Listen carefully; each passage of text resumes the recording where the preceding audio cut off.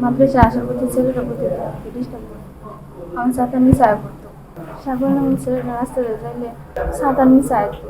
আমরা বিরাট আতঙ্কে আছি কেন আমরা মেয়ে মাদ্রাসা যাইতে পারে না এই বয়ে যে রাস্তার মাঝে পিচিং করে তাহলে আমরা আতঙ্কে আছি, আমরা মাদ্রাসা দিই না। বাচ্চারাও আতঙ্ক হয়েছে যে আমরা যাইতাম না, আমরা লয়ে গেল আমরা যাইতাম না, তোমরা তো এবার কখন স্কুল মাদ্রাসা ছুটি দেয়, আমরা কখন কিটাও আমরা মানুষ মানলে আমরা বাসায় বয়ে থাকবো, আমরা স্কুলে যাইতাম না মাদ্রাসা। তো এখানে একটা ইপিজিং এর ঘটনা, তো আমরা চেষ্টা করছিলাম আপাতত এটা এলাকাবাসীর এনে মীমাংসা করার জন্য।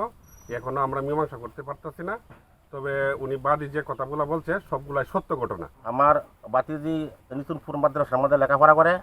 বাতিজি এই রাস্তা যাওয়া অসময় সাগর নামে একটা ছেলে ডিস্টার্ব করে। এই বাতিজি আমার কাছে বিচার দেওয়ার পরে সাগর এবং সাগরের গার্জিয়ানকে আমি বিচার দিই।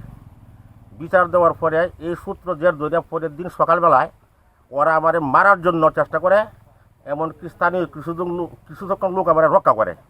যদি এরা না থাকতো হয়তো আমরা জানে মারি ফলতু।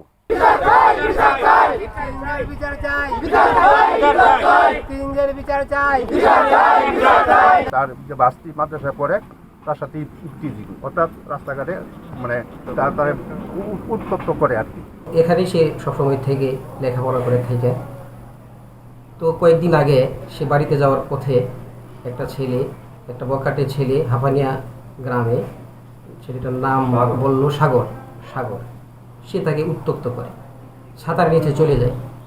তো এই বিষয়টা তার বাড়িতে গার্জিয়ানের কাছে জানানো হলে তারই আপন চাচা অবগত করার পরে উনি আমাদেরকে যে বক্তব্য শোনাইছেন, ওই ছেলেটাকে উনি পার্সোনালভাবে বোঝাইছেন যে ওনাদের একটা রিলেটিভ মানে আত্মীয়তার সম্পর্ক আছে। এই সম্পর্ককে সামনে নিয়ে বলছে এই মেয়েটাও তোমার ভাতিজির মতো, সুতরাং তুমি তাকে এরকম যদি না করে থাকো, উত্তক্ত যদি না করে থাকো, করবে না, এটাই আমাদের আশা।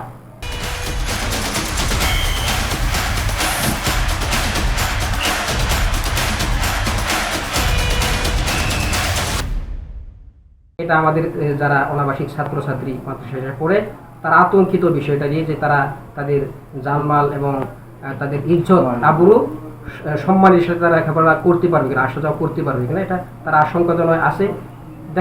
দেখা যাইতেছে অনেক ছাত্রীরা তারা আশাও বন্ধ করে দিতেছে মাদ্রাসায়।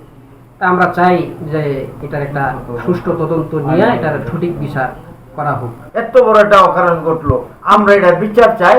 আমরা এটা আইনে তুলে দিছি, আমরা পুলিশের হাতে এটা খেয়ে দিছি, আমরা তার এই ছাত্রী গার্জিয়ানে খেয়ে দিছে। এখন আমরা এই কুমুরি সহ এই এলাকাবাসী আমরা সকলে এটার একটা সুস্থ তদন্ত, একটা বিচার আমরা চাই। বলছে এটা সবারই নিয়ে বলছে দরবার করে আমার নিয়ে শেষ করে দিবে, তৈরি করবে নিয়ে আর কি তৈরি করবে। হ্যাঁ সবাই সাংবাদিক টাকার উপরে এই দরবার দিয়ে রাখবে, এলাকার লোকজন সবাই নিয়ে বসবে, এটা সালিশ করে দিবে। এরকম পর্যায়ে এমন করেন এনো আত্মীয়র ভিতরে এনো তারা আমাদের আত্মীয়, বুঝছেন? কারণ আত্মীয়র ভিতরে এনো কথা কাটাকাটি লেয়া এটা অন্য মানে মারা হিচিমে ছিল। এগুলা ভাই ভিত্তিহীন, এগুলার কোনো প্রমাণ নাই, এগুলো সব ভিত্তিহীন। জেলা পুলিশ সবসময় মাদক, ইফটিজিং সহ যে কোনো ধরনের সামাজিক এবং অন্যান্য ধরনের যে অপরাধগুলো আছে এই অপরাধের এগেনস্টে কাজ করে যাচ্ছে, এবং এক্ষেত্রে এটার কোনো ব্যত্যয় ঘটবে না। আপনারা দেখবেন খুব দ্রুতই যারা এই ঘটনা ঘটিয়েছে তারা আইনের আওতায় আসবে।